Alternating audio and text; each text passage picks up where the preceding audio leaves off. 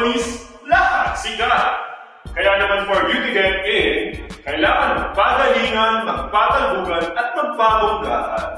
We will interview the three of you together.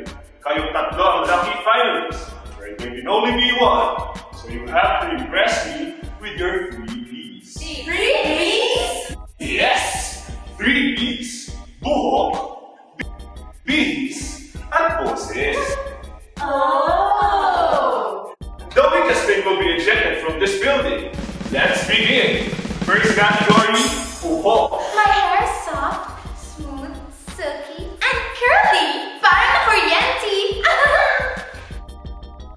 My hair is hard like a stone. Bees live in it. I can put my stuff in it. And most especially, I can do a headstand with it. 1, 2, 3, 4. Okay, stop, Kedel. You don't have to prove anything. B. Boyka. Okay, Miss Charing, mukha kang ang lalaki. For our next category, bihis. I always wear a bra. Branded. B. As in, wala to us. I don't settle for better. That's why I always wear my best. That's why I'm wearing my best.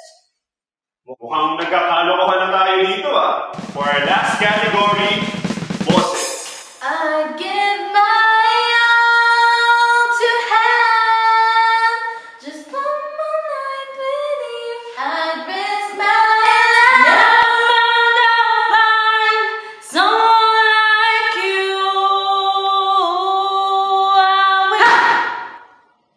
Hindi ko kayang tanggapin na mawawala ka na sa akin, na magkasakit na marinig.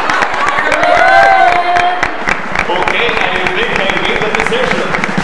Miss Jennifer Penguin, you're the chosen one. Congratulations! This can't be happening! Bloody hell!